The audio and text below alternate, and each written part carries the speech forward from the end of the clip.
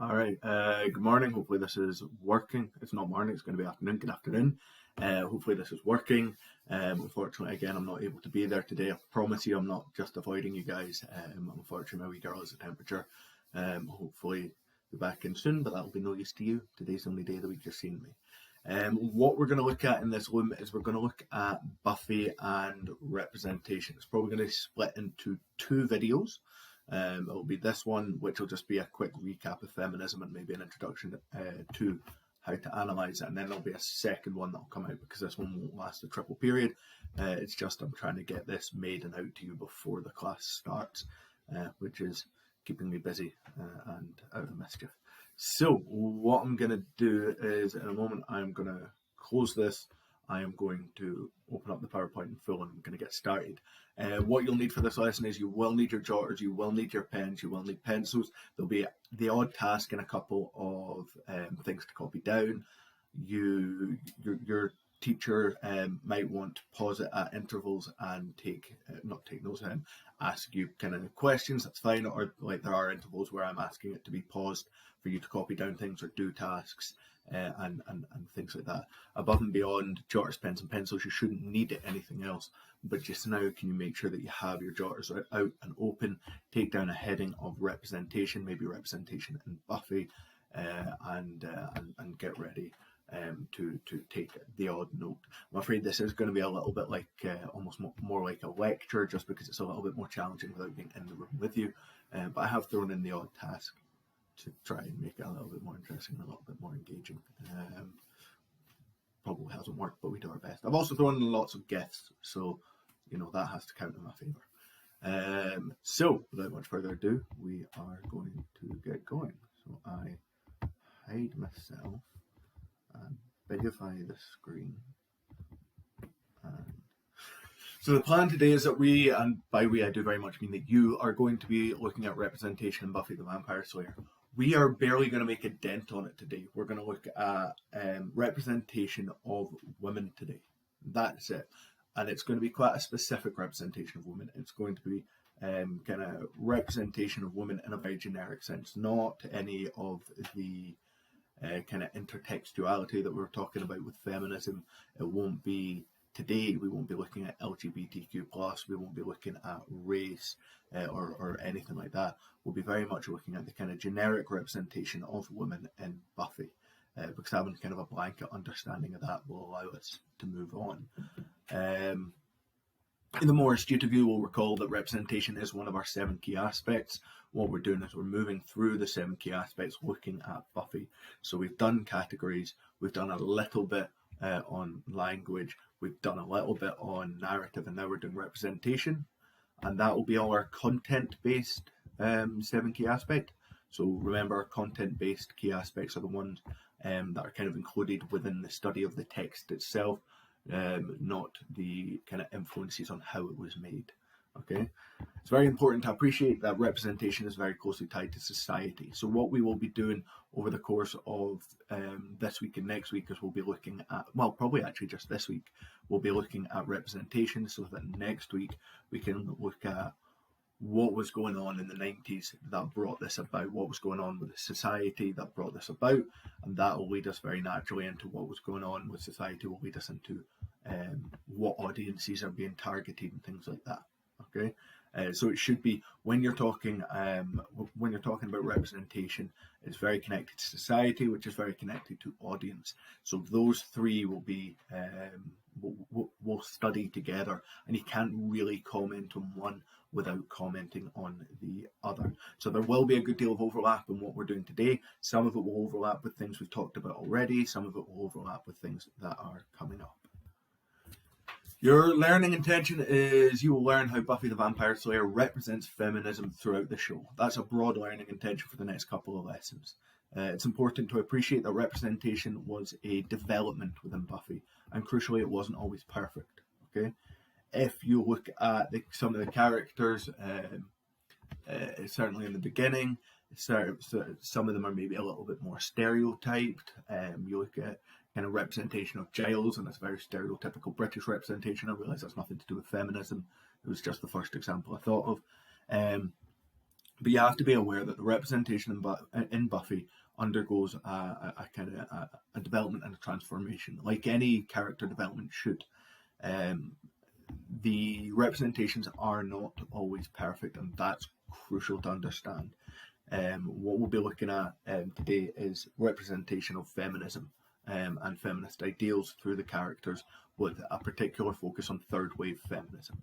Okay, that's what we'll be focusing on, because third wave feminism was the wave of feminism that was kind of ongoing when Buffy was created. All right. So we will have a recap of what third wave feminism is. It will hopefully be a quick recap, but who knows? My recaps can sometimes be a little bit long-winded and without much of a thread. So we'll see. It'll be an exciting adventure. So, by the end of this lesson, you should be able to describe the progressive feminist representations in Buffy the Vampire Slayer and start to explain their relevance to society as a whole. I know it says this lesson, it won't be this lesson, it'll be by the end of next week. You should have this understanding. Now, guys, it's important, when I talk about a progressive feminist representation, I don't mean positive, all right? The inclusion of the character of Warren and the way that Warren is dealt with, crucially the way that Warren is dealt with, is a progressive representation of feminism, okay? It's challenging the patriarchy, it's challenging toxic masculinity, it's challenging that incel kind of community. Using characters like Warren to undermine that male gaze, that patriarchy, is still a progressive representation, because it's made very clear that Warren's the worst. Warren sucks. All right, we're not meant to be watching it and thinking, "Oh, he seems like a nice man." Okay, you watch it knowing that Warren is just a terrible human being.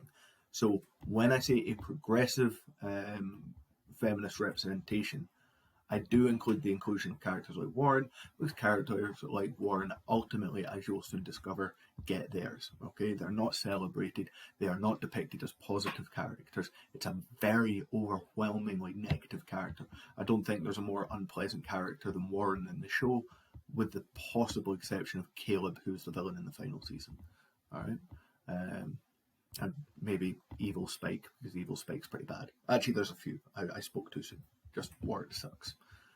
So please be aware of the difference when I'm talking about kind of positive feminist representation, i.e. someone whose inclusion represents a positive element of feminism, and progressive representation, meaning that their inclusion shows and pushes feminist ideas forward. Warren represents kind of patriarchy. He represents the entitlement of the white male kind of character. He represents that idea that he, like the fact that he feels he should get any girl he wants just because he's kind of he's a man. The way he so obviously challenges Buffy, because Buffy's a woman. He's very against kind of women having power. He doesn't believe they can or they should. I've gone too far. I've gone too far back. Sorry. He doesn't believe that they can or they should have power. Okay, and that's very important. So his inclusion is progressive, but he's not a positive representation of feminism. Hopefully that makes sense. So that's our learning intention and our success criteria. But the first thing that we need to do is we need to recap what feminism is. So in a moment, what I'm going to do is I'm going to ask the teacher, who I believe will be Miss McGuire. Hello. I waved there, but my camera is off. I'm going to ask the teacher to pause this video so that you can quickly recap what third wave feminism is. Recap everything you can remember. What is it? What were their key goals? Why was it important? And if you can remember anything about how it engages with Buffy, try and recap that too. Just bullet point key information. Your teacher might ask you about it, they might not. That's completely up to them. But I want you to try and remember yourself, what did we look at when we looked at third wave feminism at the beginning of this year? And then I'm going to go through a quick recap just to remind you.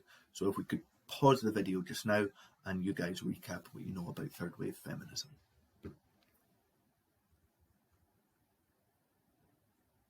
Magic. Hopefully that's paused and you guys have jotted down what you remember about third wave feminism. It may have started some interesting discussions, who knows. But as I don't know, I'm going to quickly recap some of the key elements. All right. So remember, feminism is split into 4 waves. We're not going to look at the other 3, but we will focus on third wave feminism. Just quickly, first wave, 1800s to kind of the 1920s, was all about getting the vote. Second wave, 1960s to maybe 1980, was all about kind of liberation, seeking more autonomy and control of their own lives, more acknowledgement in politics and things like that. And then you have third wave feminism, okay? And third wave feminism was that kind of girl power era. Hopefully some of you remember that and maybe even put it down. It was very, very pro women, okay? Now, I know I'll say this later on, but that does sound counterintuitive, but it makes sense. Third wave feminism benefited from first and second wave feminism, but it was no longer as narrow-minded, okay? It didn't just apply to kind of white middle class to upper class women. It was feminism for everyone. The rise of access to the media, the internet, TV, news and radio saw new role models appearing for young women. You had Madonna, you had the Spice Girls, you had Buffy, kind of strong female role models, and girl power was adopted as the mantra. It was all about women having power no matter who they were, no matter how they chose to depict themselves, no matter their sexuality, race, anything like that. Women could dress up and be beautiful. I look cute in a tiara. Not me personally, Buffy does. I probably do too. But women could dress up and they should still be taken seriously. If a woman wanted to wear skirts or whatever, that didn't undermine her professionalism, it didn't undermine her intelligence, it didn't undermine her as a human being. Women could choose to be feminism and choose to be powerful, okay? That was the key kind of message. Crucially, as we'll look at probably in the homework, there will be homework, guys. I'll put it on Show My Homework. It'll either come out today or tomorrow, but it'll just be me completing this lesson, and you'll just need to watch that and engage with it over before next Friday. But there was an acceptance of LGBTQ plus culture and women. There was an acceptance of trans women, and there was an acceptance of racial diversity in third wave feminism, none of which had been in the first or second wave. In fact, the first wave deliberately moved away from racial diversity as they felt it harmed or slowed down their progression towards equality. The emphasis was on choice. Women had the right to choose what to wear and to choose what to do. It didn't define them. It was just, it was up to them. Moving on. I didn't realise I covered that. But that says the 4 waves of feminism behind there. I'm going to fix it, otherwise it's going to bug me. Sorry. Wee. Oh, no, it doesn't. It says the waves of feminism. So, third wave feminism. Now, guys, I know we've gone through this, but I want to recap it. This is crucial to what we're looking at for Buffy.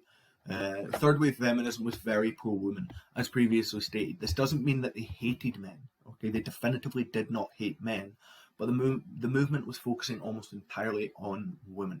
When we talk about fourth wave feminism, we talk about it maybe challenging things like toxic masculinity, and not just challenging them, but seeking to fix them.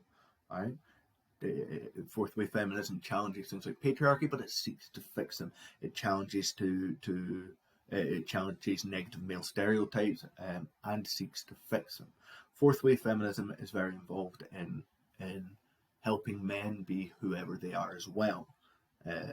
Whereas third wave feminism was much more focused on just empowering women of all walks of life. This wave benefited, as I said, it benefited hugely from the first and second wave. However, it also saw their flaws, and it sought to be more inclusive, and the phrase is intersectional. Okay, with the sisterhood, which is how it was referred, as it were, accepting the LGBTQ plus and the trans communities. The fight for feminism was a personal one for the individual. If a woman wanted to wear a short skirt or a suit or dungarees, that was her choice. It didn't matter. It didn't reduce her worth. It didn't impact on who she was or how she should be treated by society. The ideal being pushed was that beauty and intelligence were not mutually exclusive. Beauty and power were not mutually exclusive.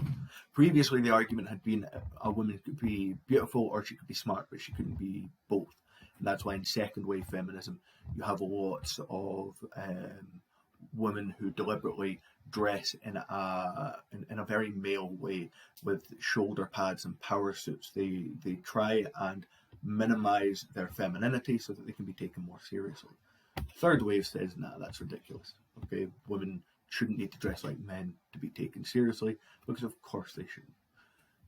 This was also a massive step forwards for previously unappreciated feminist groups, such as the LGBTQ+ community and even ethnic minority groups. It was feminism for everyone, and feminism even started to have a more global and, as I said, intersectional outlook, beginning to focus on issues such as female genital mutilation and black rights and safety.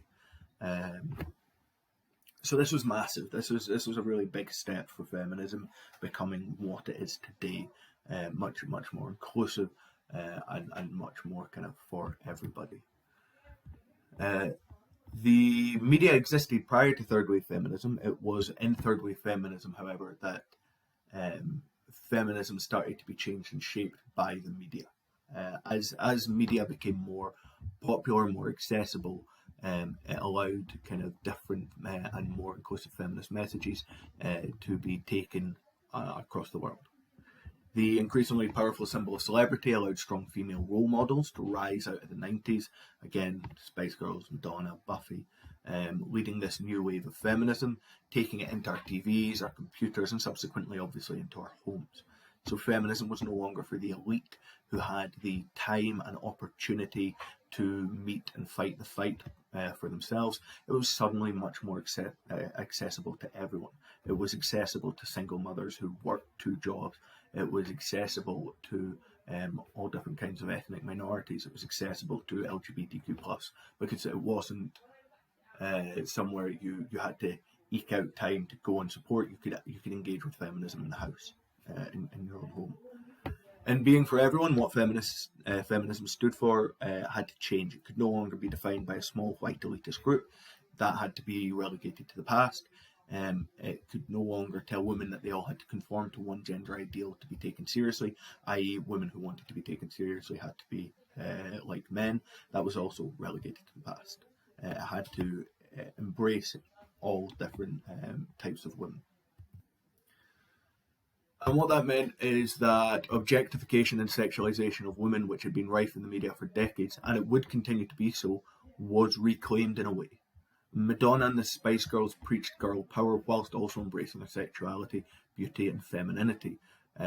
People like Britney Spears rose in this era as well. You had women who were kind of singing or kind of informing or engaging with topics alluding to their own power, their strength, their self-worth, and doing it whilst looking incredible. Okay, embracing both a strong feminist message and their own femininity, proving that the intelligence and the strength of a woman is not related to or limited by their attractiveness. Some groups took a harder approach. Riot Girls, which was an underground punk movement, rejected the idea of female victimhood and sought to undermine sexists by reclaiming words like bitch and slut and creating feminist zines, which were small leaflet-like publications littered with kind of the negative language that had been used to target women who dressed in a way that was seen as too provocative or not liberal enough, not conservative enough. Sorry, too liberal. If you think about this, it's quite an interesting parallel to what has happened with racist terminology. A number of kind of modern singers and artists, specifically in rap, have reclaimed some of the racist terminology that would have been used to target them in a way that takes back some of that power. And it's very much the same lines here, which is cool. So, third wave feminism and Buffy. Joss Whedon's Buffy first aired in 1997, and it was at the peak of third wave feminism, and it came at an interesting time for women in horror. Women in horror has always been interesting. It's always been something of a contentious issue for feminism, but it dates back to the 1980s, where you have franchises such as A Nightmare on Elm Street and Friday the 13th, which set up strong, seemingly indestructible, terrifying male villains. And it was these villains that were the draw to the franchise. The heroes, in inverted commas, in each kind of movie would come and go. They would often change, with the exception of maybe Halloween. But it was these villains that really were the draw for the crowds. It was the villains that were interesting. It was the villains that people came to see. Though any one specific film might even have a female lead, these leads were interchangeable, and more often than not, the female characters were killed graphically, while scantily clad, following a sexual encounter. It was a criticism of promiscuity and a warning against premarital sex, basically telling women, and it was, although in this case it would suggest both of them probably don't survive this, it was specifically a warning to women about premarital sex. It's a not so subtle metaphor where you have premarital sex and you die, telling us premarital sex is bad in this kind of, I've gone too far again, in this kind of world, in this argument. Often female characters, especially petite, beautiful, blonde cheerleaders such as Buffy, would have served as a warning against promiscuity, vanity, drinking, drugs, and general behaviour not considered ladylike.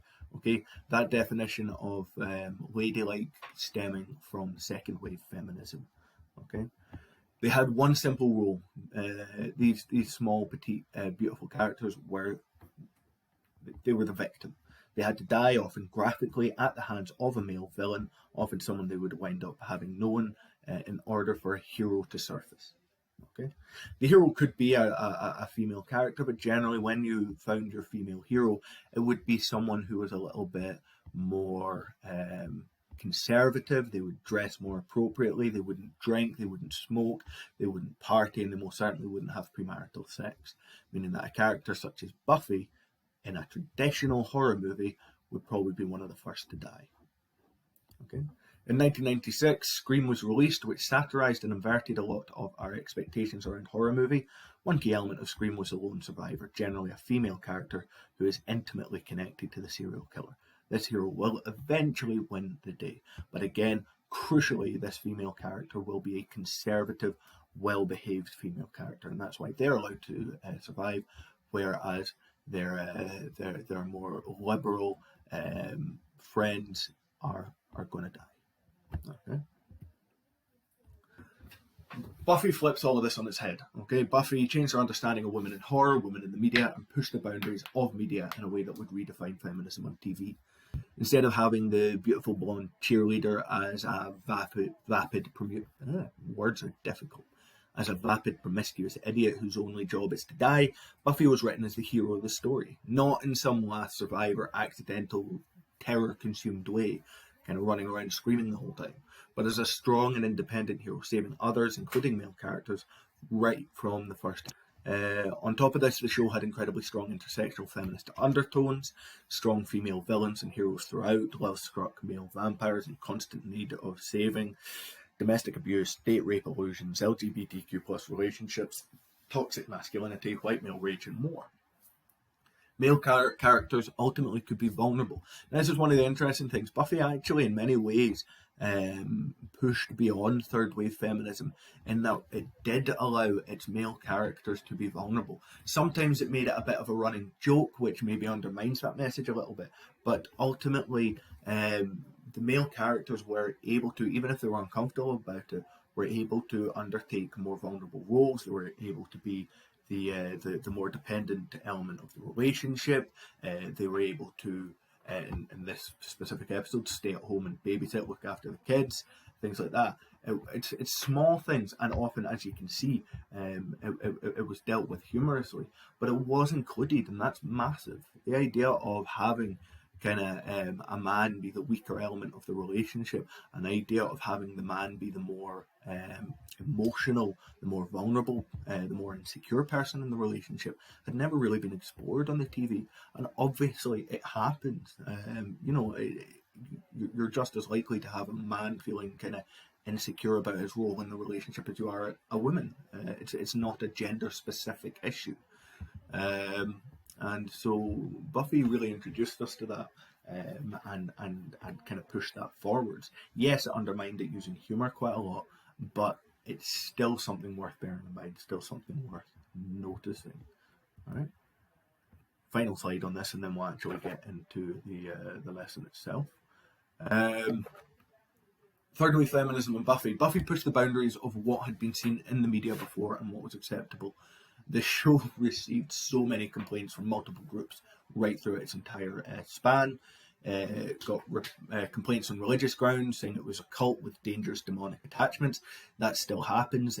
Sabrina the Teenage Witch, or whatever it's called on Netflix, it's the remake of Sabrina the Teenage Witch, has received complaints from both the Christian, a variety of Christian organizations, and also from the Satanic Church, both of which think it has. So the Christian organization saying it's got occult, dangerous, demonic attachments, and the Satanic Church arguing that it is depicting them negatively and inaccurately. So that was a first for me. It's the first time I've heard the Satanic Church complaining about demonic depiction on TV. Buffy also received complaints from kind of mother groups, especially in America, who said it glorified violence and immorality, such as premarital sex, promiscuity, and a lack of kind of good conservative values. And there were also complaints from numerous bodies citing depiction of an LGBT relationship as wrong or immoral. Kind of probably the same bodies, to be honest. And that's how you know it's definitely pushing kind of third wave feminism in the right way. When people start complaining, you're definitely doing something right. If you're trying to push an unpopular view, right? If people aren't complaining, if people aren't trying to shut you down, you're not doing it well enough. And that's, I think if you, I would imagine if you asked Joss Whedon, he'd probably wear each complaint like a badge of honor. It's important to note that Buffy is by no means the perfect feminist text.